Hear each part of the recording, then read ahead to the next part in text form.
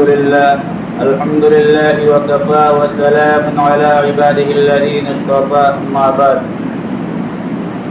قال النبي صلى الله عليه وسلم: يا أيها الناس أطعموا الطعام وأفشوا السلام وصلوا الأرحام وصلوا بالليل والناس نيام تدخلوا الجنة بسلام، أو كما قال عليه الصلاة والسلام. اللهم صل على محمد في أول كلامنا، اللهم صل على محمد في أوسط كلامنا، اللهم صل على محمد في آخر كلامنا. بزرگان محترم، عزیزان گرامی، ابھی آپ کے سامنے ایک حدیث مبارکہ میں نے تلاوت کی. اس حدیث مبارکہ کو روایت کرنے والے، نقل کرنے والے صحابی حضرت عبداللہ بن سلام رضی اللہ عنہ جو مشہور صحابہ میں سے ہیں.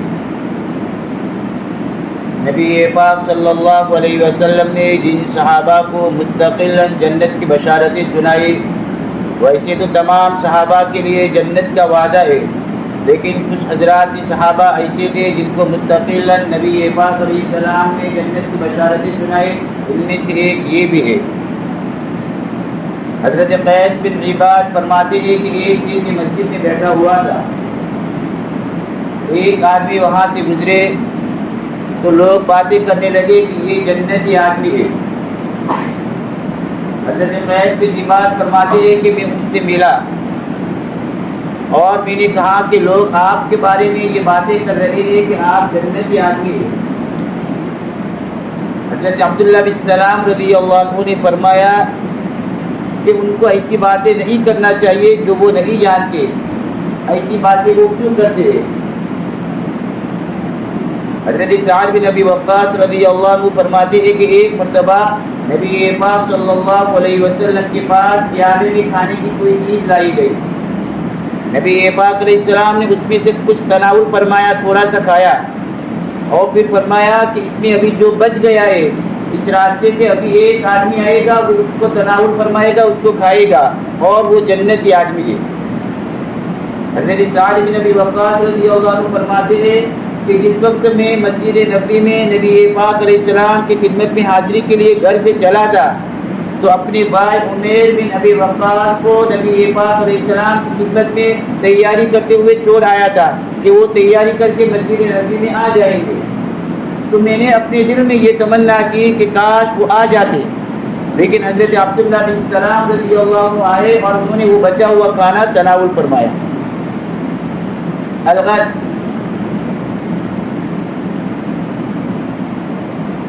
عبداللہ بن سلام رضی اللہ عنہ یہ یہود کے بہت بڑے علماء میں سے تھے. تورات اور سابقہ دوسری آسمانی کتابوں اور صحیفوں میں نبی پاک صلی اللہ علیہ وسلم کی جو حالات، نشانیاں اور علامتیں بتلائی گئی تھی ان سے وہ اچھی طرح واقف تھے. اللہ تبارک تعالیٰ نے ان کی قسمت میں ہدایت لکھی تھی.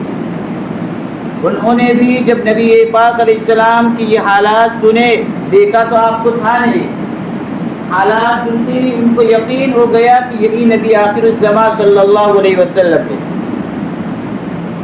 عبداللہ بن سلام رضی اللہ عنہ فرماتے ہیں کہ جب نبی پاک صلی اللہ علیہ وسلم ہجرت فرما کر مکہ مکرمہ سے مدینہ منورہ تشریف لائے تو لوگ آپ کی زیارت کے لیے، آپ کی ملاقات کے لیے اور آپ کو دیکھنے کے لیے جماعت در جماعت، جوق در جوق آنے لگے.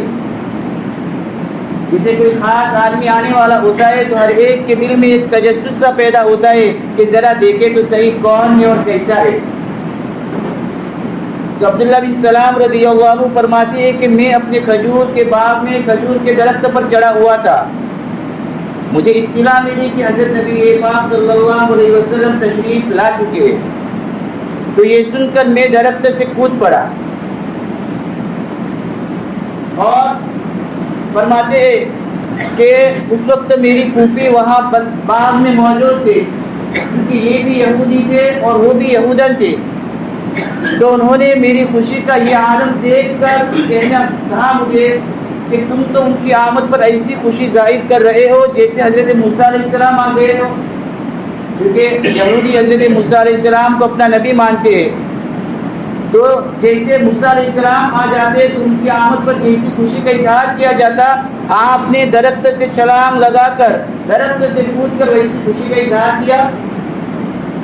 عبداللہ بن سلام رضی اللہ عنہ فرماتے ہیں کہ میں نے کہا اپنی پھوپھی سے کہ یہ بھی اسی جماعت سے تعلق رکھتے ہیں جس گروہ سے، جس جماعت سے حضرت موسیٰ علیہ السلام کا تعلق ہے۔ گویا کہ نبیوں کا گروہ اور نبیوں کی جماعت سے ان کا تعلق ہے، یہ اللہ کے نبی ہے۔ پھوپھی نے پوچھا کہ اللہ کے نبی ہے یہ؟ عبداللہ بن سلام رضی اللہ عنہ نے کہا جی ہاں، یہ اللہ کے نبی ہے۔ فرماتے ہیں کہ یہ کہہ کر میں نبی پاک علیہ السلام کی زیارت کے لیے آپ کی قیامگاہ کی طرف چل پڑا، اور دور سے جب آپ علیہ السلام کے چہرے مبارک پر میری نظر پڑے، روایت کے الفاظ ہے فلما رأيت وجهه عرفت انه ليس بوجه كذاب، کہ جب نبی پاک علیہ السلام کے چہرے بابرکت پر میری نظر پڑے تو میرے دل نے اس بات کا یقین کر لیا کہ یہ جھوٹے آدمی کا چہرہ نہیں ہو سکتا۔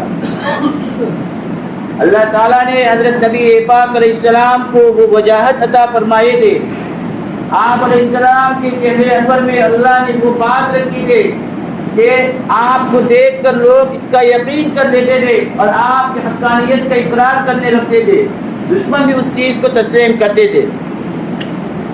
چنانچہ ابو داؤد شریف کے اندر ایک روایت ہے حارث بن عمرو سہمی رضی اللہ عنہ کے کہ حجۃ الوداع کے موقع پر نبی پاک صلی اللہ علیہ وسلم مینا یا عرفات میں تشریف فرما دے، وقد اطاف به الناس، حضرات صحابہ کرام رضوان اللہ تعالی علیہ اجمعین آپ کو گھیرے ہوئے ہیں، وتجيء الاعراب واذا راوا وجهه قالوا هذا وجه مبارك، دیہات کے رہنے والے جنہوں نے کبھی آپ علیہ السلام کو دیکھا نہیں تھا، آپ کی زیارت نہیں کی تھی، اس لیے کہ حجۃ الوداع کے موقع پر بہت بڑا مجمع تھا، ایسے بہت سے افراد تھے جنہوں نے پہلے نبی پاک علیہ السلام کو نہیں دیکھا تھا۔ فرماتے ہیں کہ دیہات کے رہنے والے آگے اور نبی پاک علیہ السلام کے چہرے انور کو دیکھ کر بے اختیار ان کی زبان سے نکلتا تھا کیسا بابرکت چہرہ ہے، ھذا وجہ مبارک، کیسا بابرکت چہرہ ہے۔ اللہ تعالیٰ نے نبی پاک علیہ السلام کو یہ شان عطا فرمائی تھی۔ تو عبداللہ بن سلام رضی اللہ عنہ فرماتے ہیں کہ جیسے ہی میری نظر نبی پاک صلی اللہ علیہ وسلم کے چہرے انور پر پڑے تو میرے دل نے اس بات کی گواہی دی کہ یہ جھوٹے آدمی کا چہرہ نہیں ہو سکتا۔ یہ تو دور سے دیکھنے پر ان کا تأثر تھا، جب آپ کی مجلس کے قریب پہنچے اور اتنے قریب پہنچے کہ نبی پاک علیہ السلام جو باتیں ارشاد فرما رہے تھے ان کی آواز ان کے کان میں پڑنے لگی، تو سب سے پہلا کلام اور سب سے پہلی بات جو انہوں نے نبی پاک علیہ السلام کی زبان مبارک سے سنی وہ یہ کہ یا ایھا الناس اطعموا الطعام وافشوا السلام وصلوا الارحام وصلوا باللیل والناس نیام تدخلوا الجنۃ بسلام۔ یہ سب سے پہلا کلام تھا، سب سے پہلی بات تھی جو حضرت عبداللہ بن سلام رضی اللہ عنہ نے نبی پاک صلی اللہ علیہ وسلم کی زبان نبوت سے سنے کہ آپ علیہ السلام ارشاد فرما رہے تھے یا ایھا الناس، اے لوگو، اطعموا الطعام، کھانا کھلاؤ۔ عزیزان گرامی، کھانا کھلانا یہ ان اعمال میں سے ہے جو آدمی کو جنت میں لے جائیں گے، آدمی کے درجات کو بلند کریں گے۔ نبی پاک صلی اللہ علیہ وسلم ارشاد فرماتے کہ خواب میں مجھ سے پوچھا گیا بتاؤ ملائے اعلیٰ یعنی آسمان کے فرشتے کس چیز کے بارے میں بحث کر رہے ہیں، چرچا کر رہے ہیں؟ اللہ کے نبی فرماتے میں خاموش رہا۔ دوسری بار پوچھا گیا، تیسری بار پوچھا گیا، میں خاموش رہا، معلوم نہیں۔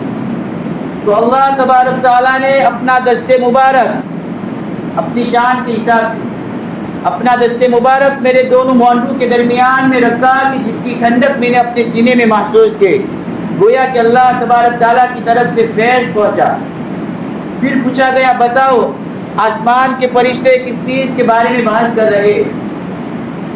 تو نبی پاک علیہ السلام فرماتے ہیں کہ میں نے جواب دیا کفارات کے بارے میں بحث کر رہے، یعنی وہ اعمال جو آدمی کے گناہوں کو معاف کرنے کا ذریعہ بنتے ہیں، ان کے بارے میں فرشتے بحث کر رہے ہیں۔ اس میں ایک عمل یہ بتایا، اسباغ الوضوء فی المکارہ، تکلیف کے اندر آدمی پورے طور پر وضو کا اہتمام کرے۔ مثال کے طور پر سردی کا زمانہ ہے، ٹھنڈی بہت ہے، پانی بہت ٹھنڈا ہے، طبیعت گوارا نہیں کرتی ٹھنڈے پانی سے وضو کرنا، لیکن اس کے باوجود آدمی پورے طور پر اس طرح وضو کرے کہ اعضائے وضو میں سے کوئی اس کا خشک نہ رہ جائے، اس طور پر وضو کرتا ہے، تو یہ بھی آدمی کے گناہوں کو معاف کرانے والی ایک چیز ہے۔ اس کے علاوہ دوسری بھی اعمال آپ نے بیان فرمائے۔ پھر دوسرا سوال کیا گیا، بتاؤ فرشتے کس چیز کے بارے میں چرچا کر رہے ہیں، بحث کر رہے ہیں؟ تو میں نے کہا فی الدرجات، درجات کو بلند کرنے والے اعمال کے بارے میں بحث کر رہے ہیں، چرچا کر رہے ہیں۔ پوچھا کہ اعمال کو، درجات کو بلند کرنے والے اعمال کون کون سے؟ تو میں نے جواب دیا، اطعام الطعام ولین الکلام والصلاۃ باللیل والناس نیام۔ یہ تین کام جو ہے وہ آدمی کے درجات کو بلند کرنے والے ہیں۔ اس میں سے پہلا کام ہے اطعام الطعام، کھانا کھلانا، یہ بھی آدمی کے درجات کو بلند کرنے والے اعمال میں سے ایک عمل ہے۔ اور دوسرا فرمایا نرم بات کرنا، نرم گفتگو کرنا، جب بھی کسی کے ساتھ بات کرے تو نرمی کے ساتھ بات کرے، یہ محمود ہے، پسندیدہ ہے شریعت میں۔ درست اور سخت لہجے میں بات کرنا یہ پسندیدہ نہیں۔ آج بعض لوگوں کا ایک مزاج ہوتا ہے، ایسے بات کریں گے گویا کہ پتھر پھینک رہے ہو، یہ طریقہ شریعت میں پسندیدہ نہیں۔ دیکھیے جب اللہ تبارک تعالیٰ نے سیدنا حضرت موسیٰ اور ہارون علیٰ نبینا وعلیہم الصلاۃ والسلام کو فرعون جیسے سرکش اور متمرد کے پاس بھیجا دعوت کے لیے، تو اللہ نے ان دونوں کو تاکیدی حکم دیا، قولا لہ قولا لینا، کہ تم دونوں اس سے نرم بات کرنا، نرم گفتگو کرنا۔ کتابوں میں ایک واقعہ لکھا ہے کہ ایک آدمی حجاج ابن یوسف کے پاس گیا اور حجاج ابن یوسف سے بڑے سخت لہجے میں بات کرنے لگا، گفتگو کرنے لگا۔ تو حجاج ابن یوسف نے کہا، رک، تیرا مرتبہ حضرت موسیٰ سے بڑھ کے نہیں ہے، اور میں فرعون سے زیادہ گیا گزرا نہیں ہوں۔ اس کے باوجود جب اللہ نے موسیٰ علیہ السلام کو فرعون کے پاس بھیجا تھا تو ان کو تاکیدی حکم دیا تھا کہ اس سے نرم گفتگو کرنا، نرم بات کرنا، اور تو میرے سے ایسی بات کرتا ہے۔ اور تیسرا عمل بیان فرمایا، والصلاۃ باللیل والناس نیام، کہ رات کو جب لوگ سوئے ہوئے ہو تو اٹھ کر نماز تہجد ادا کرنا۔ یہ تین اعمال وہ ہے جو آدمی کے درجات کو بلند کرنے والے ہیں۔ خلاصہ یہ کہ بھوکوں کو کھانا کھلانے کی بہت بڑی فضیلت ہے۔ اس کے علاوہ بھی بہت ساری روایتیں ہیں۔ ایک موقع پر حضرت ابو ہریرہ رضی اللہ عنہ نے نبی پاک علیہ السلام سے عرض کیا، اے اللہ کے رسول صلی اللہ علیہ وسلم، آپ مجھے کوئی ایسا عمل بتلائیے کہ جس کو میں انجام دے کر، جس کو اختیار کر کے میں جنت کے اندر داخل ہو جاؤں۔ تو نبی پاک علیہ السلام نے یہی چار باتیں ارشاد فرمائی جو اس روایت کے اندر نقل کی گئی۔ بہرحال بھوکوں کو کھانا کھلانا، مخلوق کی خبر گیری کرنا، ان کے ساتھ ہمدردی کرنا، چاہے کوئی بھی مخلوق ہو، یہاں کوئی مسلمان کی قید نہیں ہے، مسلمان ہو یا غیر مسلم، ہر ایک کے ساتھ بھلائی کا معاملہ کرنا، ہر ایک کے ساتھ احسان اور سلوک کا معاملہ کرنا، اور ہر ایک کو کھلانا پلانا، اس سے یہ فضیلت حاصل ہو جاتی ہے۔ عزیزان گرامی، حتیٰ کہ بھوکے جانور کو کھانا کھلانے اور پیاسے جانور کو پانی پلانے سے بھی یہ فضیلت حاصل ہوتی ہے، اور اس پر اللہ تبارک تعالیٰ بے انتہا خوش اور راضی ہوتے ہیں۔ بخاری شریف کے اندر روایت موجود ہے کہ ایک آدمی جا رہا تھا، جنگل کے اندر سے گزر رہا تھا کہ اس کو پیاس لگے۔ وہاں ایک کچا کنواں تھا، جنگل کا کنواں جہاں ڈول اور رسی نہیں ہوتے، وہاں کنویں میں کھانے بنے ہوئے ہوتے اندر اترنے کے لیے اور اوپر چڑھنے کے لیے۔ تو کنویں کے اندر اتر کر اس نے اپنی پیاس بجھائی، اور جب باہر آیا تو دیکھا کہ ایک کتا پیاس کی وجہ سے تڑپ رہا ہے، بے چین ہے۔ تو اس نے سوچا کہ پیاس کی تکلیف جو میں نے اٹھائے وہی تکلیف یہ کتا محسوس کر رہا ہے۔ اب پانی نکالنے کے لیے کوئی ذریعہ نہیں، نہ ڈور رسی ہے نہ کوئی اور چیز ہے، تو اس نے سوچا کہ میں اس کی پیاس بجھاؤں، لیکن کیسے بجھاؤں؟ اس کے پاس چمڑے کے موزے تھے، اس نے موزے نکالے، کنویں کے اندر اترا اور اس موزے کے اندر پانی بھر کر اپنی دانتوں سے موزہ دبا کر باہر آیا، اس لیے کہ ہاتھ پاؤں کو چلنے کے لیے استعمال کرنا ہے، ہاتھ سے پکڑ نہیں سکتا تھا، موزے کو اپنے دانتوں سے دبا کر باہر آیا اور کتے کو پانی پلایا۔ روایت کے اندر ہے نبی پاک علیہ السلام فرماتے کہ اللہ تعالیٰ نے اس عمل کی بنیاد پر اس کی مغفرت کر دے اور یہ عمل اس کے لیے جنت میں داخلے کا سبب بنا۔ جب اللہ کے نبی علیہ السلام نے یہ فضیلت بیان فرمائے تو صحابہ رضی اللہ عنہم نے عرض کیا یا رسول اللہ وَإِنَّ لَنَا فِي الْبَهَائِمِ لَأَجْرًا، کیا جانوروں کے ساتھ اچھا سلوک کرنے پر ہم کو ثواب ملے گا؟ تو اللہ کے نبی علیہ السلام نے ارشاد فرمایا فی کل ذات کبد رطبۃ اجر، ہر تر جگر والے کے ساتھ احسان کا معاملہ کرنا، اس پر اللہ تعالیٰ کی طرف سے ثواب ملتا ہے۔ تو کتے جیسے جانور کی پیاس بجھانے پر کہ جس کو ہم لوگ اتنا حقیر سمجھتے ہیں کہ اس کو اپنے قریب بھی نہیں آنے دیتے، اللہ کے یہاں جنت کا فیصلہ ہو رہا ہے، تو انسانوں کی پیاس بجھانے پر اللہ تعالیٰ کیا کچھ اجر و ثواب عطا فرمائیں گے ہم سوچ بھی نہیں سکتے۔ بخاری شریف کے اندر ایک فاحشہ اور بدکار عورت کا اس طرح کا قصہ ہے کہ اس نے اپنی اوڑھنی میں موزہ باندھا اور پانی نکال کر کتے کو پلایا۔ نبی پاک علیہ السلام فرماتے اس عمل کی بنیاد پر اللہ نے اس کی مغفرت کر دی اور جنت کا اس کے لیے فیصلہ کر دیا۔ شارحین نے لکھا ہے کہ یہ دو واقعے الگ الگ ہے، ایک نہیں ہے۔ الغرض بھوکوں کو کھانا کھلانا، ان کی ہمدردی کرنا، ان کے ساتھ خیر خواہی کرنا، یہ ایسا عمل ہے کہ جس پر اللہ تبارک تعالیٰ بے انتہا خوش ہوتے ہیں، راضی ہوتے ہیں۔ تو کتے جیسے جانور کی پیاس بجھانے پر اللہ کی یہاں جنت کا فیصلہ ہو رہا ہے، تو انسانوں کی پیاس بجھانے پر، انسانوں کے ساتھ خیر خواہی اور ہمدردی کرنے پر اللہ کیا کچھ اجر عطا فرمائیں گے ہم اس کا تصور بھی نہیں کر سکتے۔ بلکہ اس سے اور آگے میں کہوں گا کہ انسانوں کے ساتھ تو معاملہ ایسا ہے، مسلم شریف کے اندر روایت موجود ہے کہ کل قیامت کے دن اللہ تعالیٰ انسان سے کہیں گے اے ابن آدم میں بھوکا تھا، تم نے مجھے کھانا نہیں کھلایا۔ انسان عرض کرے گا باری تعالیٰ آپ تو رب العالمین ہے، بھلا آپ کیسے بھوکے ہو سکتے اور میں کیسے آپ کو کھانا دیتا؟ تو اللہ تبارک تعالیٰ اس کے جواب میں ارشاد فرمائیں گے تمہیں معلوم نہیں میرا فلاں بندہ بھوکا تھا، اس نے تم سے کھانا مانگا تھا، تم نے اس کو کھانا نہیں دیا تھا۔ تمہیں معلوم ہونا چاہیے کہ اگر تم اس کو کھانا دیتے تو مجھے اس کے یہاں پر۔ اللہ پھر پوچھیں گے میرا فلاں بندہ میں پیاسا تھا، تم نے مجھے پانی نہیں دیا۔ انسان عرض کرے گا باری تعالیٰ آپ تو رب العالمین ہے، بھلا آپ کیسے پیاسے ہو سکتے؟ تو اللہ تعالیٰ فرمائیں گے میرا فلاں بندہ پیاسا تھا، اس نے تم سے پانی مانگا، تم نے پانی نہیں دیا، اگر تم اس کو پانی دیتے تو مجھے اس کے یہاں پر۔ الغرض کھانا کھلانا، پانی پلانا یہ بہت اونچا عمل ہے، آدمی کو جنت میں لے جانے والے اعمال میں سے ہے، اور اس پر اللہ تعالیٰ بے انتہا خوش اور راضی ہوتے ہیں۔ روایت کے اندر ہے کہ ایک مرتبہ حضرت عائشہ صدیقہ رضی اللہ عنہا کے پاس ایک یہودن عورت آئی اور کچھ سوال کیا، تو حضرت عائشہ رضی اللہ عنہا نے ایک کھجور دی تھی کہ اس وقت صرف کھجور ہی ان کے پاس موجود تھی۔ عزیزان گرامی، حضرت نبی پاک صلی اللہ علیہ وسلم نے ایذا اور خیرات کے سلسلے میں دشمنوں کے معاملے میں بھی کوئی تفریق نہیں کی۔ روایات کے اندر آتا ہے، لمبا واقعہ ہے، بس اختصار کے ساتھ میں اس واقعے کو نقل کرتا ہوں۔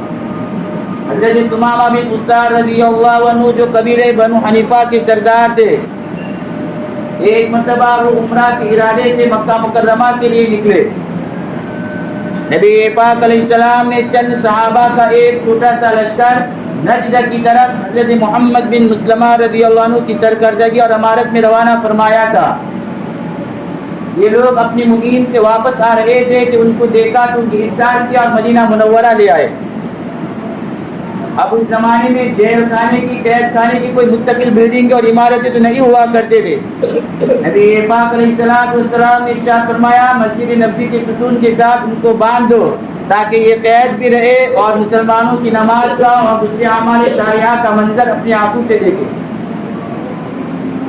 نبی پاک صلی اللہ علیہ وسلم فجر کی نماز سے فارغ ہو کر ان کے پاس آئے اور ان سے پوچھا، یا ثمامہ، اے ثمامہ، تمہارے کیا خیالات ہیں، میرے بارے میں کیا سوچ رہے ہو؟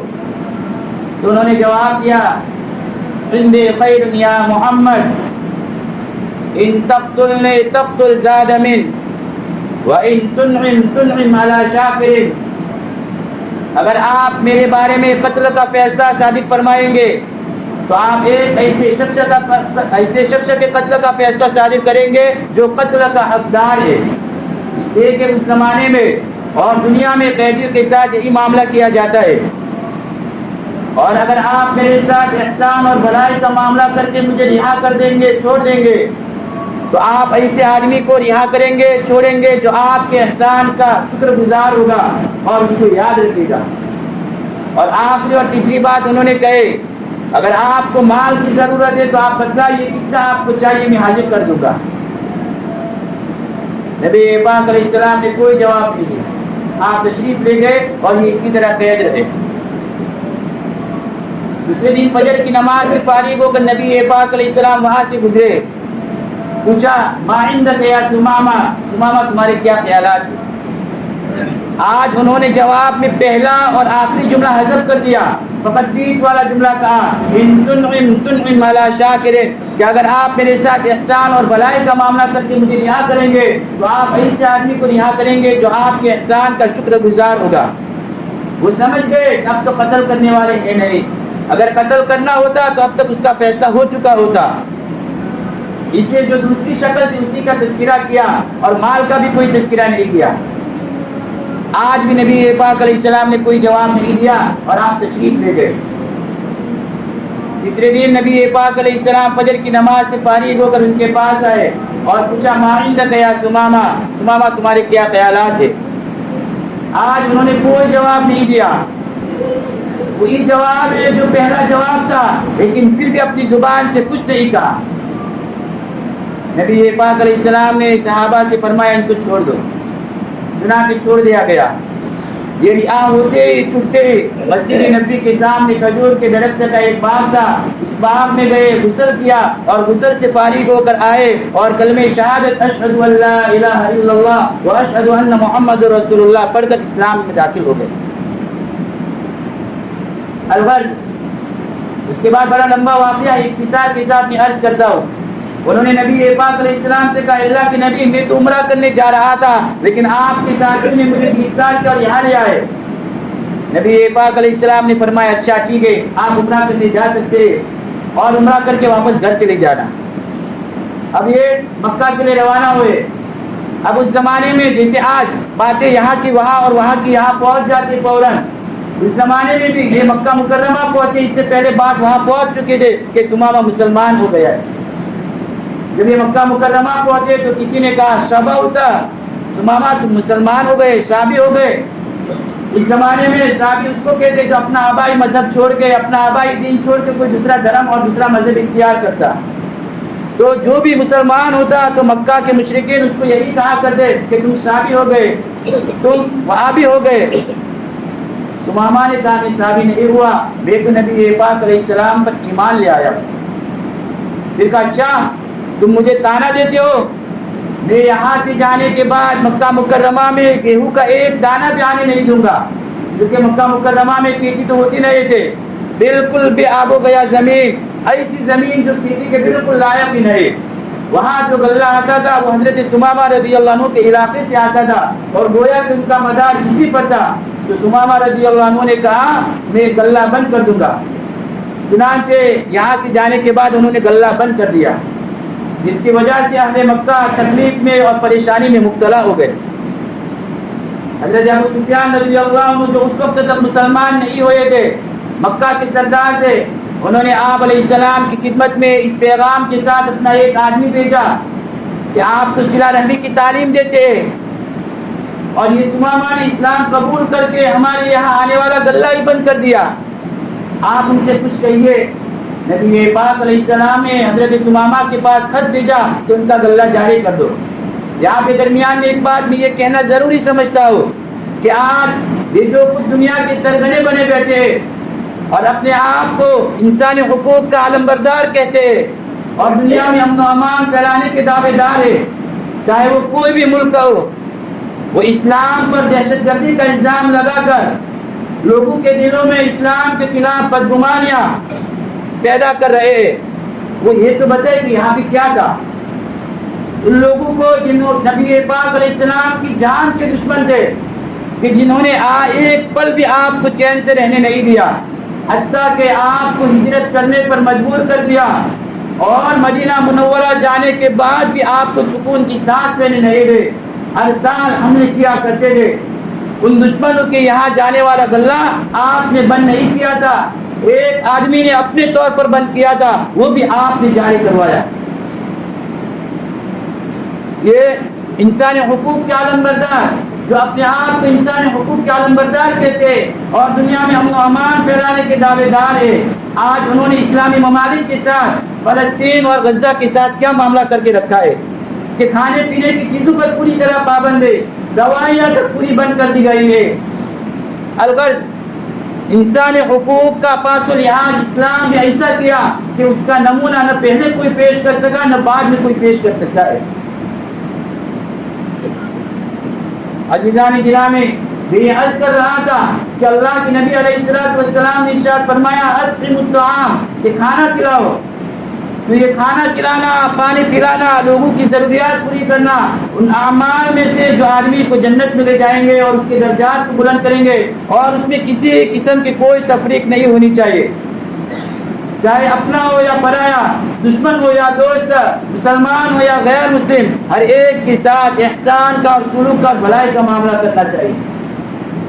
اللہ تبارک تعالیٰ ان گزارشات پر ہم سب کو عمل کرنے کی توفیق عطا فرمائے۔ وآخر دعوانا الحمدللہ رب العالمین۔